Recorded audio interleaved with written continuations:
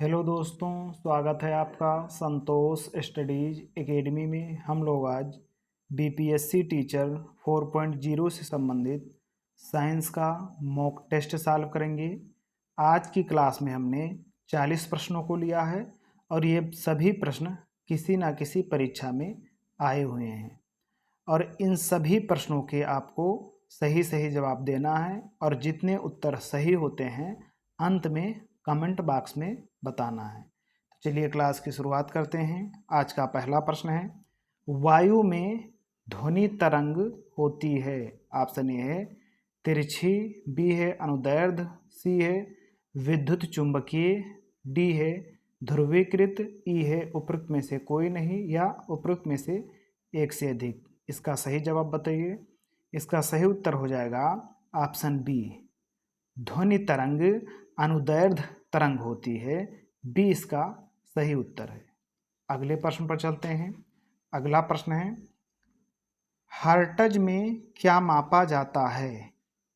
आवृत्ति, बी है ऊर्जा, सी है ऊष्मा, डी है गुणवत्ता, ई है उपरोक्त में से कोई नहीं या उपरोक्त में से एक से अधिक। इसका सही जवाब बताइए। इसका सही उत्तर हो जाएगा आवृत्ति। आवृत्ति का मात्रक हर्ट्ज होता है। ये इसका सही उत्तर है। ये सही जवाब है। अगले प्रश्न पर चलते हैं। अगला प्रश्न है, एंगस्ट्राम इकाई है। ऑप्शन ए है तरंगदैर्ध्य, बी है ऊर्जा की, सी है आवृत्ति की, डी है वेग की, ई है उपरोक्त में से एक से अधिक या उपरोक्त में से कोई नहीं। तो एंगस्ट्राम किसकी इकाई है? ये तरंगदैर्ध्य की इकाई है। ये इसका सही जवाब है। अगले प्रश्न पर चलते हैं। अगला प्रश्न है, सही कथन चुनिए। ऑप्शन ए है कि लाल प्रकाश का तरंगदैर्ध्य बैंगनी प्रकाश से कम है। यहाँ किसकी बात कर रहा है? तरंगदैर्ध्य की। हम लोग एक ट्रिक अपनाएंगे। कौन सा है? ट्रिक है बजानी हरा, बाजानी हरा, पीना लाल, पीना लाल। यहाँ पर लाल है। अब बा से क्या हो जाएगा? बैगनी। जा से क्या हो जाएगा? जामुनी। ना से क्या हो जाएगा? नीला। हरा से हरा और पी से पीला, ना से नारंगी और लाल से लाल। बैगनी रंग का तरंगदैर्ध्य सबसे कम होता है और लाल रंग का तरंगदैर्ध्य सबसे अधिक होता है। तो बैगनी रंग से लाल रंग की तरफ जाओगे तो क्या होगा? जो तरंगदैर्ध्य होगा उसमें वृद्धि होगी और ऊर्जा में क्या होगा? ऊर्जा में कमी होगी। और लाल रंग की तरफ से अगर जो बैंगनी रंग की तरफ जाओगे तो क्या होगा? तो तरंगदैर्ध्य में कमी होगी और ऊर्जा में क्या होगा? वृद्धि होगी। यानी कि सबसे अधिक जो ऊर्जा है वो बैंगनी रंग की होगी और सबसे कम तरंगदैर्ध्य होगा और लाल रंग का तरंगदैर्ध्य सबसे अधिक होगा और ऊर्जा सबसे कम होगी। अब प्रश्न को हल करते हैं। ये ऑप्शन है कि लाल प्रकाश का तरंगदैर्ध्य बैंगनी प्रकाश से कम होता है, तो लाल प्रकाश का तरंगदैर्ध्य सबसे अधिक होता है और बैंगनी प्रकाश का तरंगदैर्ध्य सबसे कम होता है। तो लाल का जो है अधिक होगा, बैंगनी प्रकाश से कम थोड़ी होगा, तो इसलिए ये गलत हो जाएगा। बी कह रहा है कि लाल प्रकाश का तरंगदैर्ध्य बैंगनी प्रकाश से ज़्यादा है, तो बिल्कुल ज़्यादा है क्योंकि लाल का सबसे ज़्यादा है, बैंगनी का सबसे कम है, इसलिए बी सही हो जाएगा। सी देख लेते हैं। सी कहता है कि बैंगनी प्रकाश का तरंगदैर्ध्य हरे प्रकाश से ज़्यादा है, बैंगनी प्रकाश का तरंगदैर्ध्य कम है। ज़्यादा कहाँ हो जाएगा जब सबसे कम है? तो सी भी गलत है। डी है कि बैंगनी प्रकाश का तरंगदैर्ध्य पीले प्रकाश से ज़्यादा है, इसका तो सबसे कम है, डी भी गलत है। ई में है उपरोक्त में से कोई नहीं या उपरोक्त में से एक से अधिक। तो इसका सही जवाब हो जाएगा बी। बी इसका सही उत्तर है। अगले प्रश्न पर चलते हैं।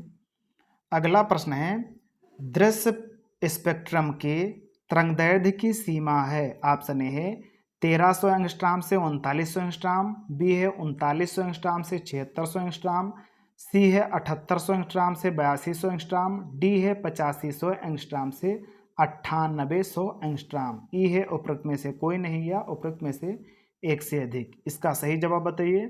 इसका सही उत्तर हो जाएगा ऑप्शन बी, 3900 एंगस्ट्राम से 7600 एंगस्ट्राम होता है किसका, दृश्य स्पेक्ट्रम का तरंगदैर्घ्य। तो बी इसका सही उत्तर है, बी सही जवाब है। अगले प्रश्न पर चलते हैं। अगला प्रश्न है कि अवरक्त दृश्य और पराबैंगनी विकिरण प्रकाश के भिन्न गुणधर्म होते हैं। इन विकिरणों या प्रकाश से संबंध में निम्नलिखित में से कौन सा कथन सही है। ऑप्शन ए है कि पराबैंगनी विकिरण की तुलना में अवरक्त विकिरण का तरंगदैर्घ्य अधिक होता है। अब हम इसको कैसे हल करेंगे, इसको हल करेंगे सबसे पहले जो गामा किरण होता है, गामा किरण का जो तरंगदैर्घ्य होता है ये सबसे कम होता है। और तो गामा किरण का तरंगदैर्घ्य सबसे कम होता है। गामा किरण से ज़्यादा तरंगदैर्घ्य एक्स किरण का होता है। एक्स किरण से ज़्यादा तरंगदैर्घ्य किसका होता है, पराबैंगनी किरण का। पराबैंगनी किरण से ज़्यादा तरंगदैर्घ्य किसका होता है, दृश्य प्रकाश तरंग का। दृश्य प्रकाश तरंग से ज़्यादा तरंगदैर्घ्य होता है किसका, अवरक्त किरण का। अवरक्त से ज़्यादा सूक्ष्म तरंग का होता है और सूक्ष्म से ज़्यादा रेडियो तरंग का होता है। यानी कि सबसे कम तरंगदैर्घ्य किसका होता है, वाई यानी कि गामा किरण का, और सबसे ज़्यादा तरंगदैर्घ्य होता है रेडियो तरंग का। तो आप गामा किरण से रेडियो तरंग की तरफ आओगे तो क्या होगा, जो तरंगदैर्घ्य होगा, तरंगदैर्घ्य में क्या होगा, बढ़ोतरी होगा, लेकिन ऊर्जा जो होगी ऊर्जा में कमी होगी, क्योंकि जिसका तरंगदैर्घ्य सबसे अधिक होगा उसका ऊर्जा सबसे कम होगा, और जिसका ऊर्जा सबसे कम होगा उसका तरंगदैर्घ्य सबसे अधिक होगा। तो जो गामा किरण है उसका तरंगदैर्घ्य सबसे कम है और ऊर्जा सबसे अधिक है। जो रेडियो तरंग है इसका तरंगदैर्घ्य सबसे अधिक है और ऊर्जा सबसे कम है। इसीलिए जब गामा किरण से रेडियो तरंग की तरफ आओगे तो क्या होगा, तरंगदैर्घ्य में वृद्धि होगी और ऊर्जा में कमी होगी। ठीक उसी प्रकार जब रेडियो तरंग से गामा किरण की तरफ आओगे तो क्या होगा, तरंगदैर्घ्य में कमी होगी और ऊर्जा में वृद्धि होगी। अब हम प्रश्न को हल करते हैं। पहला ऑप्शन है कि पराबैंगनी विकिरण की तुलना में अवरक्त का तरंगदैर्घ्य अधिक होता है। तो ये बात सही है। हमें क्या बताना है, यहाँ कथन सही नहीं है, यानी कि गलत बताना है हमें। तो पहला तो सही है, क्योंकि जो पराबैंगनी किरण होती है उसकी तरंगदैर्घ्य अवरक्त से ज़्यादा होती है। अवरक्त कहाँ पर है, अवरक्त यहाँ पर है, अवरक्त यहाँ पर है, पराबैंगनी यहाँ पर है, तो तरंगदैर्घ्य अवरक्त की ज़्यादा है पराबैंगनी से, तो इसलिए पहला कथन सही है। दूसरा ऑप्शन है कि दृश्य प्रकाश की तुलना में पराबैंगनी तरंग का तरंगदैर्घ्य छोटा होता है। जो दृश्य प्रकाश तरंग है, दृश्य प्रकाश तरंग कहाँ पर है, यहाँ पर है। अब कहता है कि जो दृश्य प्रकाश तरंग है उससे पराबैंगनी का तरंगदैर्घ्य छोटा होता है, तो पराबैंगनी तरंगदैर्घ्य यहाँ पर है और दृश्य प्रकाश तरंगदैर्घ्य यहाँ पर है, तो छोटा है दृश्य प्रकाश तरंग से जो है पराबैंगनी का तरंगदैर्घ्य। तो ये भी कथन सही है, यानी कि बी भी कथन सही है, हमें गलत बताना है। सी कह रहा है कि अवरक्त का प्रकाश की तुलना में दृश्य प्रकाश की फोटान ऊर्जा अधिक होती है। अब यहाँ ऊर्जा की बात आ गई है, और ऊर्जा में क्या होता है, ऊर्जा में हम इस तरफ आएंगे। सबसे अधिक ऊर्जा किसकी होगी, गामा किरण की, और सबसे कम ऊर्जा किसकी होगी, रेडियो तरंग की। तो कह रहा है कि दृश्य प्रकाश की, हाँ ऊर्जा वाला देखते हैं, अवरक्त प्रकाश की तुलना में दृश्य प्रकाश की ऊर्जा अधिक होती है, तो बिल्कुल अधिक होती है। दृश्य प्रकाश यहाँ पर है, दृश्य प्रकाश ऊर्जा कहाँ पर है, यहाँ पर है, और अवरक्त कहाँ, यहाँ पर है, तो हम ऊर्जा किसकी अधिक होगी, जो दृश्य प्रकाश है उसकी ऊर्जा अवरक्त से अधिक होगी, तो सी भी सही है। डी कहता है कि दृश्य प्रकाश की तुलना में पराबैंगनी की ऊर्जा कम होती है, तो पराबैंगनी की ऊर्जा कम नहीं होती है, ये जो है गलत है। दृश्य प्रकाश की तुलना में पराबैंगनी की ऊर्जा कम नहीं होती है, अधिक होती है, क्योंकि पराबैंगनी यहाँ पर है, पराबैंगनी यहाँ पर है और दृश्य प्रकाश कहाँ पर है, यहाँ पर है। तो ऊर्जा तो किसकी अधिक होगी, जो पराबैंगनी की अधिक होगी। इसलिए गलत है कौन, डी, और गलत ही हमें बताना था, इसलिए डी इसका सही उत्तर हो जाएगा। डी यहाँ पर है तो डी इसका सही जवाब हो जाएगा। अगले प्रश्न पर चलते हैं। अगला प्रश्न है कि परा उच्च आवृत्ति यानी कि अल्ट्रा हाई फ्रीक्वेंसी की तरंगे साधारणतः संचारित की जाती हैं। ऑप्शन ए है भू तरंगों के रूप में, बी है आकाश तरंगों के रूप में, सी है अंतरिक्ष तरंगों के रूप में, डी है पृष्ठ तरंगों के रूप में। इसका सही जवाब बताइए। इसका सही उत्तर हो जाएगा ऑप्शन सी, अंतरिक्ष तरंगों के रूप में। जो अल्ट्रा हाई फ्रीक्वेंसी होती हैं वो किसके रूप में होती हैं, अंतरिक्ष तरंगों के रूप में संचारित की जाती हैं। सी इसका सही जवाब है। अगले प्रश्न पर चलते हैं। अगला प्रश्न है कि टेलीविजन दर्शक दिशा एंटीना प्रयुक्त करते हैं, बरसात में उपग्रह सिग्नल नहीं प्राप्त करते हैं क्योंकि, यानी कि जब बरसात होने लगती है तो डिश टीवी उतनी अच्छे से नहीं चलता है, डिस्ट्रैक्ट हो जाता है, यानी सिग्नल चला जाता है। तो क्या कारण है। कथन ए कह रहा है कि एंटीना छोटे होते हैं, बी कह रहा है कि वर्षा की बूंदें रेडियो तरंगों की ऊर्जा अवशोषित करती हैं, तीसरा कह रहा है कथन कि ऊर्जा की बूंदें यानी कि वर्षा की बूंदें रेडियो तरंगों की ऊर्जा की मूल दिशा को विचलित करती हैं। इसका सही जवाब बताइए। जो कथन एक है कह रहा है कि एंटीना छोटे होते हैं इसलिए ऐसा होता है, बिल्कुल कथन पहला सही है कि एंटीना छोटे होने का एक कारण ऐसा बनता है, तो इसलिए कथन पहला सही है। बी में है कि वर्षा की बूंदें ऊर्जा को अवशोषित करती हैं, बिल्कुल जो वर्षा की बूंदें होती हैं ये रेडियो तरंग की ऊर्जा को अवशोषित करती हैं और रेडियो तरंग की जो ऊर्जा होती हैं वो मूल दिशा को विचलित कर देती है। कौन, वर्षा की बूंदें। वर्षा की बूंदें रेडियो तरंग की जो मूल दिशा होती है तो उसको विचलित कर देती है, यानी कि तीसरा कथन भी सही है। तो कथन 1 2 3 तीनों सही हैं और डी इसका सही जवाब हो जाएगा। 1 2 3 डी में सही है, तो इसलिए इसका डी सही जवाब है। अगले प्रश्न पर चलते हैं। अगला प्रश्न है कि निम्न में से कौन सी यांत्रिक तरंग है। अब तरंगे दो प्रकार की होती हैं, कौन कौन सी। एक होती है यांत्रिक तरंगे, दूसरी होती है गैर यांत्रिक तरंगे। जो यांत्रिक तरंग होती है इसको चलने के लिए यानी कि संचरण के लिए किसकी आवश्यकता होती है, मीडियम की आवश्यकता होती है, यानी कि माध्यम की आवश्यकता होती है। और जो गैर यांत्रिक तरंग होती है इसे विद्युत चुंबकीय तरंग कहते हैं। इसको चलने के लिए यानी कि संचरण करने के लिए मीडियम की आवश्यकता नहीं होती है। अब जो यांत्रिक तरंग है कौन कौन होती है, जैसे ध्वनि तरंगे यानी कि साउंड वेव्स, और क्या होती है पी तरंग और जल तरंगे। ये जो तीन तरंगे होती हैं, साउंड तरंग यानी कि ध्वनि तरंग, पी तरंग और जल तरंग, ये तीनों तरंगे यांत्रिक तरंगे होती हैं। अच्छा, गैर यांत्रिक तरंगे कौन होती हैं, तो गैर यांत्रिक तरंगे जैसे गामा तरंग, यक्स तरंग, अल्ट्रावायलेट किरण, दृश्य प्रकाश तरंग और अवरक्त तरंग, सूक्ष्म तरंग और रेडियो तरंग, ये कौन सी तरंगे होती हैं, ये विद्युत चुंबकीय तरंग या गैर यांत्रिक तरंगे होती हैं।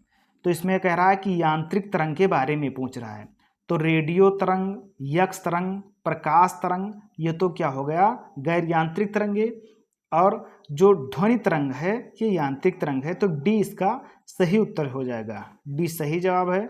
अगले प्रश्न पर चलते हैं। अगला प्रश्न हो जाएगा कि कास्मिक किरणों के संबंध में निम्न कथनों में से कौन सा सही नहीं है। अब सही नहीं है मतलब गलत बताना है। ये है कि वे विद्युत चुंबकीय तरंगे हैं। देखिए जो कास्मिक किरणें होती हैं ये सोलर सिस्टम के बाहर उत्पन्न होती हैं। सोलर सिस्टम मतलब ये जो हमारा सौरमंडल है जिसमें 8 ग्रह पाए जाते हैं, इसके बाहर जो ब्रह्मांड है वहाँ पर उत्पन्न होती हैं कास्मिक किरणें, और ये उत्पन्न होती हैं, इनके पास ऊर्जा बहुत अधिक होती है, इनकी तरंगदैर्घ्य छोटी होती है और ये विद्युत चुंबकीय तरंग नहीं होती हैं क्योंकि ये सोलर सिस्टम के बाहर उत्पन्न होती हैं। तो ये कह रहा है कि वह विद्युत चुंबकीय तरंग है, नहीं, विद्युत चुंबकीय तरंग नहीं होती हैं, तो इसलिए ये गलत है और गलत ही इसमें पूछ रहा था, तो इसका जवाब ये हो जाएगा। बी कह रहा है इनकी तरंगदैर्घ्य बहुत छोटी होती है, बिल्कुल कॉस्मिक किरणों की तरंगदैर्घ्य छोटी होती है क्योंकि ऊर्जा बहुत अधिक होती है। सी है कि ये बहुत अधिक ऊर्जा वाले आवेशित कण होते हैं, बिल्कुल सही बात है, ये सूर्य से उत्पन्न होते हैं। तो बी सी डी ये तीनों सही है, ये गलत है और गलत ही पूछ रहा था इसमें, तो ये इसका सही जवाब हो जाएगा। अगले प्रश्न पर चलते हैं। अगला प्रश्न है कि कौन सी तरंगे न्यून शून्य में संचरण नहीं कर सकती। शून्य मतलब, यहाँ पर शून्य मतलब ये हुआ कि कौन सी तरंग है जो बिना माध्यम के नहीं चल सकती है, यानी कि उन्हें चलने के लिए माध्यम की आवश्यकता होती है। तो जो गैर यांत्रिक तरंग होती है उसे चलने के लिए माध्यम की आवश्यकता नहीं होती है, जो यांत्रिक तरंग होती है उसको चलने के लिए माध्यम की आवश्यकता होती है। तो यांत्रिक तरंग इसमें कौन है? प्रकाश तरंग, ऊष्मा, इलेक्ट्रोमैग्नेटिक, ध्वनि। इसका सही जवाब बताइए। इसका सही उत्तर हो जाएगा ध्वनि। ध्वनि तरंग को चलने के लिए माध्यम की आवश्यकता होती है क्योंकि ये यांत्रिक तरंग है। तो सी इसका सही जवाब हो जाएगा। सी सही उत्तर है। अगले प्रश्न पर चलते हैं। अगला प्रश्न है कि निम्नलिखित में से किस प्रकार की तरंगों का प्रयोग रात्रि दृष्टि उपकरण में किया जाता है। अब रात्रि दृष्टि मतलब ये है कि वह उपकरण जिसको रात में देखने के लिए ऊर्जा के रूप में, प्रकाश के रूप में प्रयोग किया जाता है, जैसे टार्च। तो टार्च में पूछ रहा है कि कौन सी तरंग का प्रयोग किया जाता है। ऑप्शन ए है रेडियो तरंग, बी है सूक्ष्म तरंग, सी है औरक तरंग, डी है उपरोक्त में से कोई नहीं। इसका सही जवाब बताइए। इसका सही जवाब हो जाएगा ऑप्शन सी। जो टार्च होता है और रिमोट टीवी का जो रिमोट होता है और जो घरेलू उपकरण होते हैं, फ्लैश लाइट होता है, इन सब में औरक तरंगे होती हैं। तो सी इसका सही जवाब है। अगले प्रश्न पर चलते हैं। अगला प्रश्न है कि टेलीविजन के दूरस्थ नियंत्रण के लिए किस प्रकार के विद्युत चुम्बकीय विकिरण का उपयोग किया जाता है। अब टेलीविजन का दूरस्थ नियंत्रण क्या? अब टेलीविजन को दूर से किससे नियंत्रित करते हैं? रिमोट से नियंत्रित करते हैं। तो पूछ रहा है कि रिमोट में कौन सी विद्युत चुम्बकीय तरंग होती है। तो रिमोट में जो विद्युत चुम्बकीय तरंग होती है वो अवरक्त तरंगे होते हैं। घरेलू उपकरण, टार्च और जो टेलीविजन का रिमोट होता है उसमें अवरक्त तरंगे होते हैं। तो ये इसका सही जवाब हो जाएगा। ये सही उत्तर है। अगले प्रश्न पर चलते हैं। अगला प्रश्न है कि परावैंगनी किरणों में ऊर्जा किसकी अपेक्षा अधिक होती है। ऑप्शन ए है औरक किरणें, बी है गामा किरण, सी है एक्स किरण, डी है अंतरिक्ष किरण। इसका सही जवाब बताइए। इसका सही उत्तर हो जाएगा ऑप्शन ए। परावैंगनी किरण की अपेक्षा किसमें अधिक ऊर्जा होती है? तो क्या है कि औरक किरणें। इसका सही जवाब हो जाएगा ये। तो ये इसका सही जवाब है। अच्छा, यहाँ पर पूछ रहा है परावैंगनी किरणों में ऊर्जा किसकी अपेक्षा अधिक होती है। तो परावैंगनी किरणों की अपेक्षा जो ऊर्जा अधिक हो जाएगी वो किस में हो जाएगी? गामा किरण में। जो गामा किरण में ऊर्जा होती है वो सबसे अधिक होती है, इसलिए इसका सही जवाब ऑप्शन बी हो जाएगा, गामा किरण। बी इसका सही उत्तर है। अगले प्रश्न पर चलते हैं। अगला प्रश्न है कि जल उपचार में परावैंगनी किरणों का प्रयोग किस रूप में किया जा सकता है। जल उपचार मतलब ये जो जल को शुद्ध करने के लिए जो मशीन लगाई जाती है उसमें कौन सी किरणें जो है जल को शुद्ध करती हैं। तो उसमें परावैंगनी किरणों के द्वारा जल को जो है शुद्ध किया जाता है। तो इसका जो है सही जवाब क्या हो जाएगा? ये क्या करता है? रोगाणुनाशक होता है परावैंगनी किरण।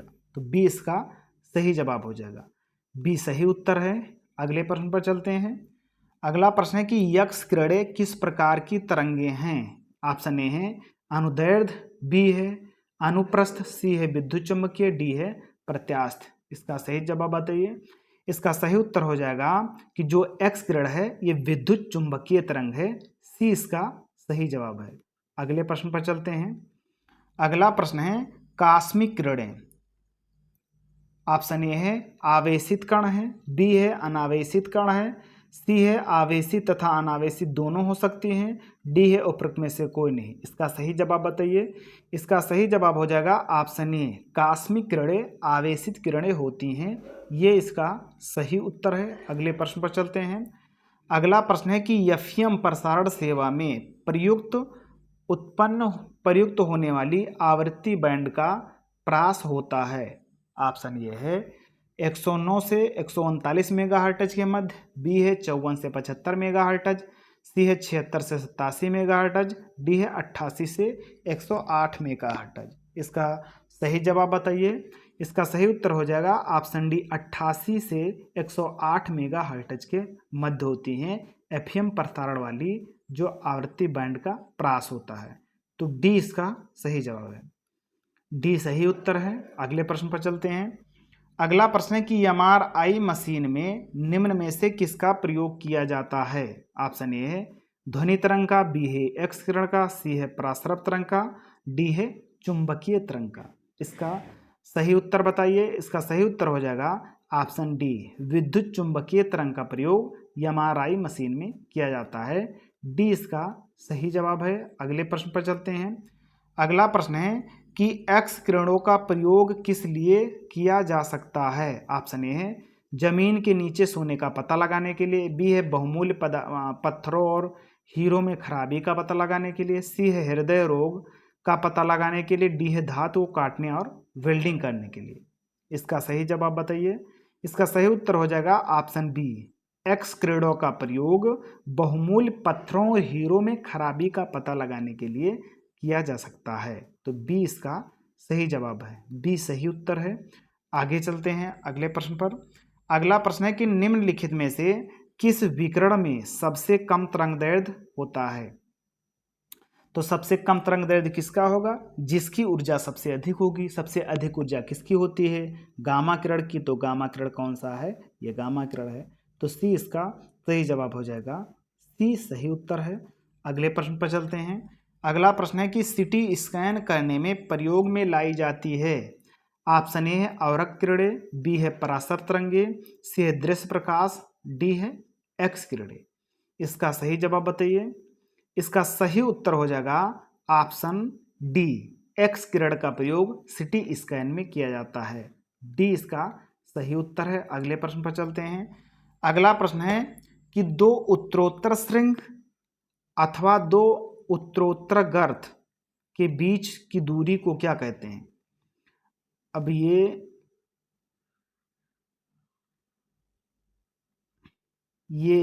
यहां से यहां तक ये दोनों क्या है, ये सुरंग है और ये सुरंग है।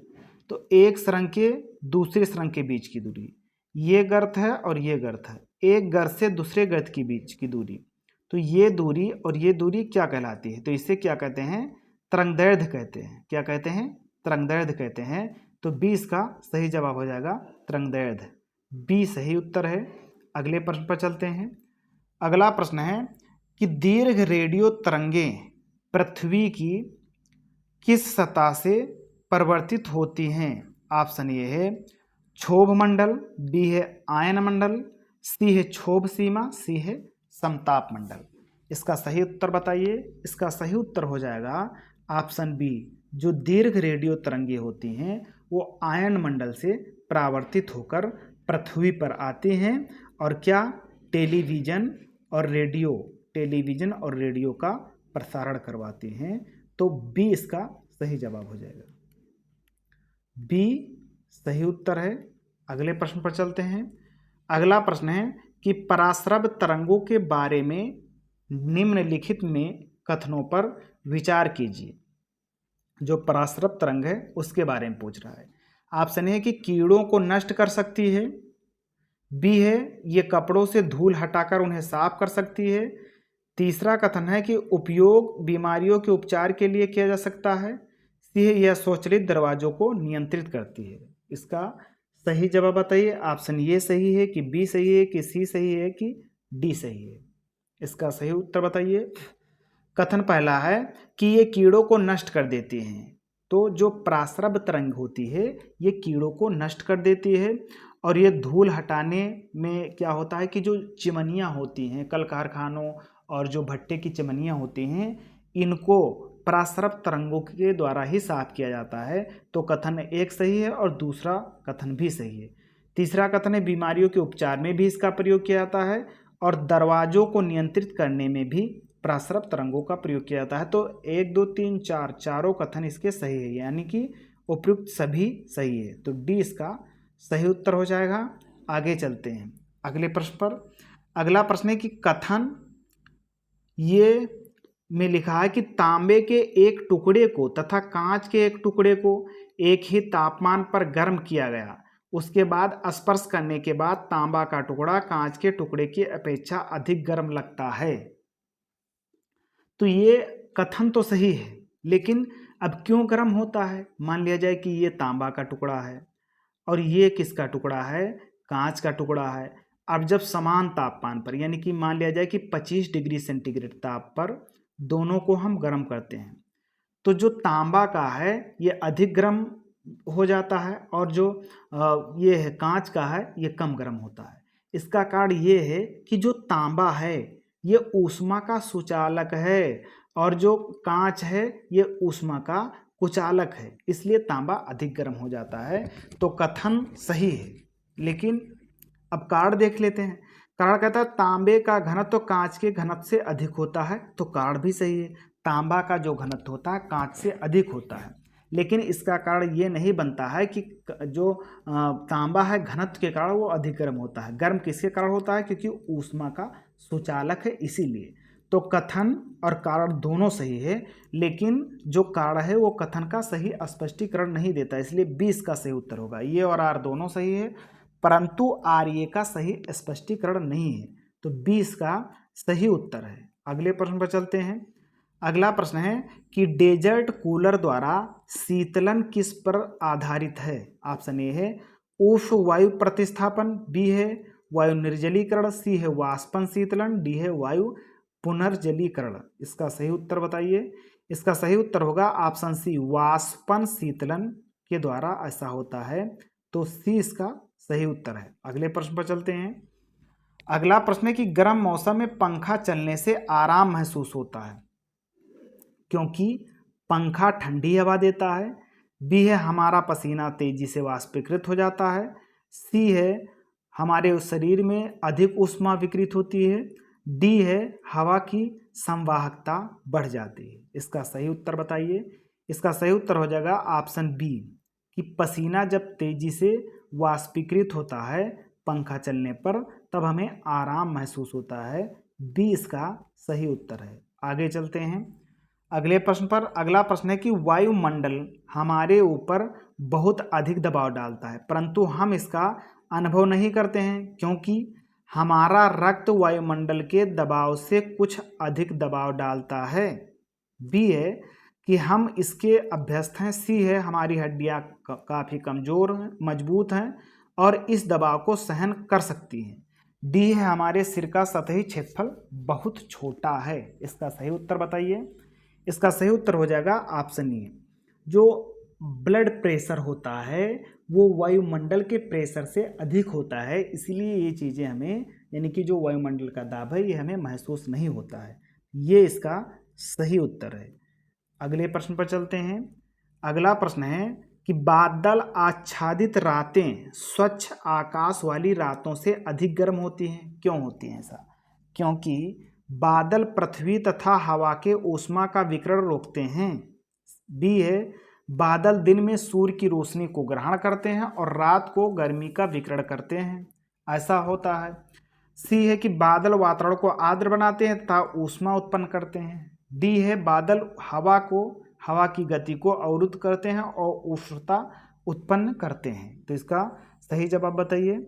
इसका सही उत्तर हो जाएगा ऑप्शन ए, बादल पृथ्वी तथा हवा में ऊष्मा का विकिरण रोकते हैं। इसके मतलब ये हुआ कि जब आसमान में बादल छा जाते हैं तो जो ऊष्मा पृथ्वी और वायु में होती है उसे अंतरिक्ष में जाने से बादल रोक लेते हैं, तो इसलिए वायुमंडल गर्म हो जाता है, इसलिए गर्मी लगने लगती है। तो ये इसका सही जवाब है, ये सही उत्तर है।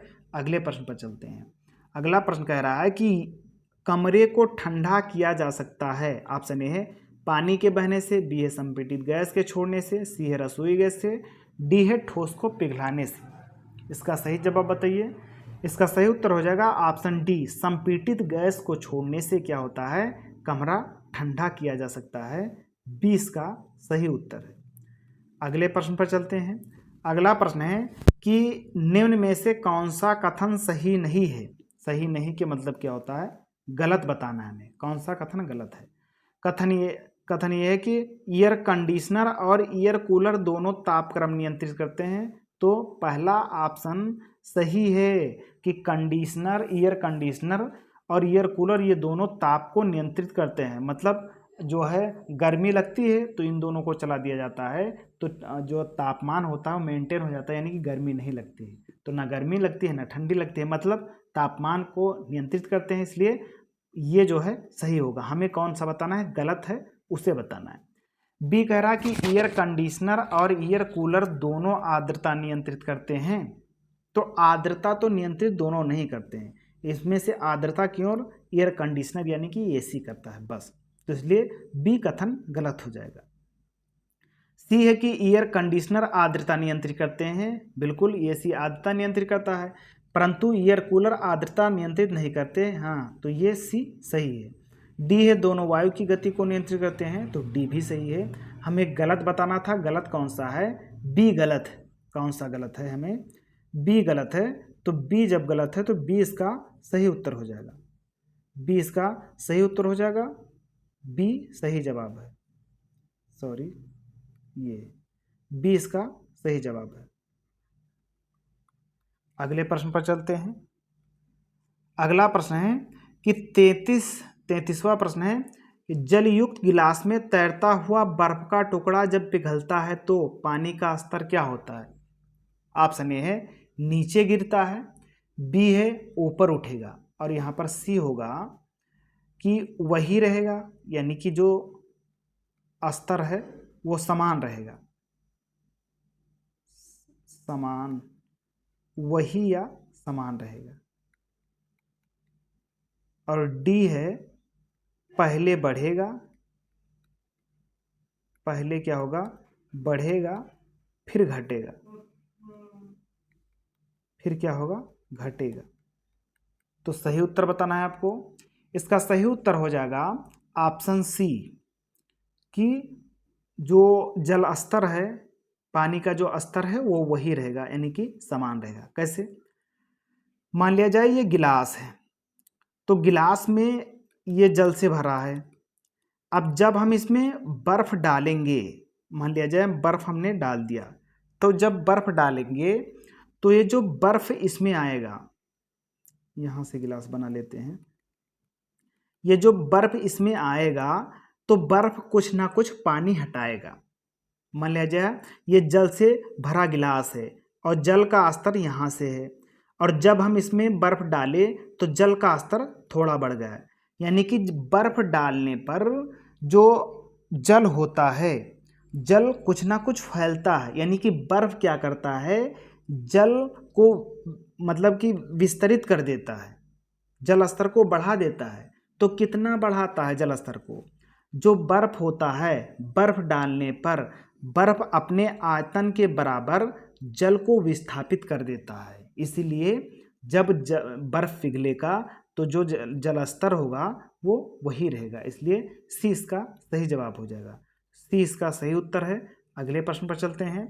अगला प्रश्न है कि शीत कोष्ठ में, शीत कोष्ठ मतलब क्या होता है, शीत कोष्ठ मतलब क्या होता है, जो कोल्ड स्टोर होते हैं उसकी बात कर रहा है।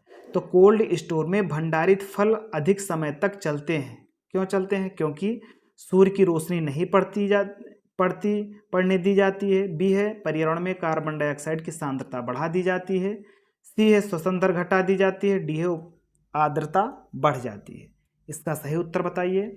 इसका सही उत्तर हो जाएगा ऑप्शन सी, कोल्ड स्टोर में जब हम खाद्यान्न रखते हैं, फल सब्जी वगैरह, तो क्या होता है, उसकी श्वसन दर घटा दी जाती है, इसलिए खराब नहीं होते हैं। तो सी इसका सही उत्तर है। अगले प्रश्न पर चलते हैं।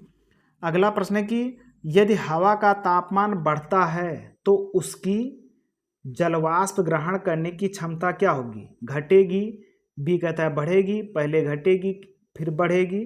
डी कहता है कोई प्रभाव नहीं पड़ेगा। तो जब हवा का तापमान बढ़ेगा तो जलवाष्प ग्रहण करने की क्षमता बढ़ेगी, यानी कि बी इसका सही जवाब है। अगले प्रश्न पर चलते हैं। अगला प्रश्न है कि निम्न में से कौन सा एक कथन सही नहीं है। सही नहीं मतलब हमें गलत कथन को बताना है। यह है कि तापमान के बढ़ने पर वायु में ध्वनि का वेग बढ़ता है। अब वायु पर डिपेंड करता है। अब यहाँ पर पहले समझ लेते हैं।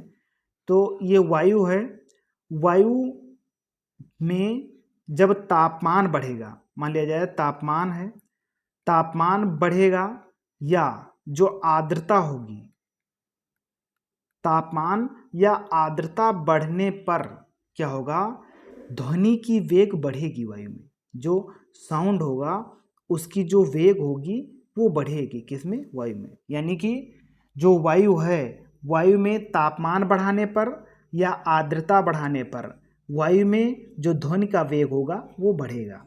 तो ये कहता है कथन, ये ऑप्शन कहता है कि तापमान के बढ़ने पर वायु में ध्वनि का वेग बढ़ेगा। बिल्कुल बढ़ेगा। तो पहला कथन सही है, लेकिन हमें गलत बताना है। बी कह रहा है कि वायु में ध्वनि के वेग दाब पर निर्भर करता है। तो वायु का जो ध्वनि का वेग है वो दाब पर निर्भर नहीं करता है, इसलिए ये भी सही हो जाएगा। सी है कि आर्द्रता के बढ़ने पर वायु में ध्वनि के वेग कम होगा। आर्द्रता बढ़ने पर क्या होगा? आर्द्रता बढ़ रही है तो क्या हो रहा है? ध्वनि का वेग बढ़ रहा है, और इसमें कह रहा है कि कम हो रहा है, इसलिए सी गलत हो जाएगा। डी है कि आयाम तथा आवृत्ति के परिवर्तन से वायु में ध्वनि की वेग प्रभावित नहीं होता है। तो आयाम, आवृत्ति और दबाव, आयाम, आवृत्ति, दबाव, इनके परिवर्तन से वेग पर कोई परिवर्तन नहीं होगा, इसलिए डी भी सही है। हमें गलत बताना था, तो गलत कौन सा है? सी गलत है, तो सी सही उत्तर हो जाएगा। इस प्रश्न का सही जवाब ऑप्शन सी हो जाएगा। अगले प्रश्न पर चलते हैं। अगला प्रश्न है कि हवा में लोहे और लकड़ी की समान भार की गेंद को समान ऊंचाई से गिराने पर, अब यहाँ क्या आ गया? हवा। हवा मतलब मीडियम। अब जहाँ मीडियम की बात आ गई, जहाँ मीडियम की बात आ गई, वहाँ दो चीज़ काम करने लगते हैं। एक तो घनत्व और दूसरा क्या करता है काम? गुरुत्वाकर्षण। किसमें? मीडियम में। तो पहला कथन देखते हैं। पहला कथन कह रहा है पृथ्वी पर दोनों एक साथ गिरेंगे जब भार समान है। एक लोहा है, लोहा का टुकड़ा है और लकड़ी का टुकड़ा है। इन लोगों का भार तो समान है, लेकिन जो लोहे का टुकड़ा है उसका जो डेंसिटी है वो अधिक है, लकड़ी के टुकड़े की डेंसिटी कम है। इसीलिए क्या होगा? अब आगे कह रहा है ऑप्शन ए कि पृथ्वी पर दोनों एक साथ गिरेंगे। नहीं गिरेंगे एक साथ, क्योंकि भार तो समान है लेकिन घनत्व में अंतर है, इसलिए नहीं गिरेंगे। तो ये कथन गलत हो जाएगा। बी ऑप्शन है कि एक पहले गिरेगा एक बाद में गिरेगी। सी कह रहा है कि लकड़ी की गेंद बाद में गिरेगी, तो सी इसका सही उत्तर हो जाएगा। लोहे का जो टुकड़ा होगा, यानी कि लोहे का जो गेंद होगा वो पहले गिरेगा, क्योंकि लोहे के गेंद का घनत्व ज़्यादा है और लकड़ी के गेंद का घनत्व कम है, इसलिए लकड़ी की गेंद बाद में गिरेगी।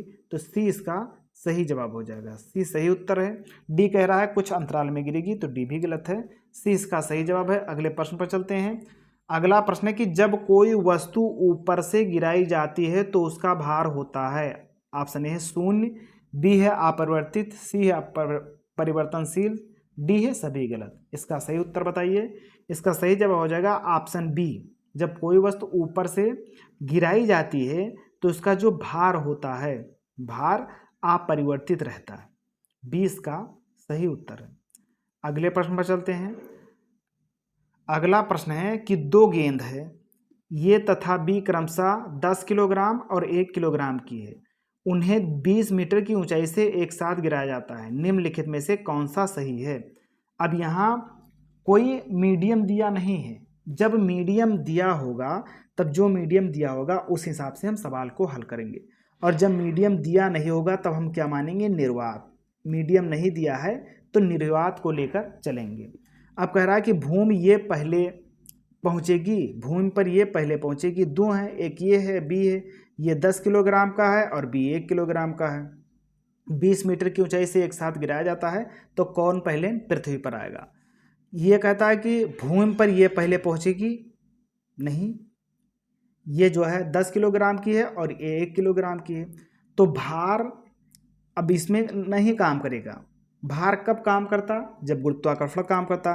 तो निर्वात में गुरुत्वाकर्षण और घनत्व तो काम नहीं करता है, इसलिए भार भी नहीं काम करेगा, तो ये तो गलत हो जाएगा। बी कह रहा कि भूमि पर बी पहले पहुंचेगी, बी भी पहले नहीं पहुंचेगी। सी कह रहा भूमि पर दोनों ये और बी एक साथ पहुंचेंगे। बिल्कुल सही बात है कि जो ये है 10 किलो का है, बी है 1 किलोग्राम का है, लेकिन फिर भी दोनों एक साथ पृथ्वी पर पहुंचेंगे। ऐसा इसलिए होगा क्योंकि निर्वात है, निर्वात में गुरुत्वाकर्षण, भार ये सब नहीं लगता है, तो सी इसका सही उत्तर हो जाएगा। सी सही जवाब है। अगले प्रश्न पर चलते हैं। अगला प्रश्न है कि किसी पिंड का भार पृथ्वी तल पर सब जगह समान होता है। ये बी है ध्रुवों पर सर्वाधिक होता है, सी है विषुवत रेखा पर अधिक होता है, और डी है मैदानों की अपेक्षा पहाड़ों पर अधिक होता है। इसका सही जवाब बताइए। इसका सही उत्तर हो जाएगा बी, कि पिंड का जो भार होता है वो ध्रुवों पर अधिक होता है। जैसे ये हमारी पृथ्वी है, ऊपर नॉर्थ पोल है, नीचे साउथ पोल है, यहाँ पर क्या है? विषुवत रेखा है। अब विषुवत रेखा से जब हम ध्रुव की तरफ जाएंगे, विषुवत रेखा से ध्रुव की तरफ जाएंगे तो क्या होगा? जो ग्रेविटी होगी वो बढ़ेगी। जब ध्रुव विषुवत रेखा से ध्रुव की ओर जाएंगे तो ग्रेविटी बढ़ेगी, और जब ध्रुव से विषुवत रेखा की तरफ आएंगे, ध्रुव से किधर आएंगे? विषुवत रेखा की तरफ आएंगे, तो ग्रेविटी क्या होगा? कम होगा। तो ध्रुवों पर जाएंगे, यहाँ पर ध्रुव है, ध्रुव पर सबसे अधिक ग्रेविटी होती है, ध्रुवों पर सबसे अधिक ग्रेविटी होती है, और सबसे कम ग्रेविटी कहाँ होती है? यहाँ पर विषुवत रेखा पर। तो इसलिए ध्रुवों पर सर्वाधिक होता है पिंड का भार। जहाँ ग्रेविटी अधिक होगी वहाँ भार भी सबसे अधिक होगा।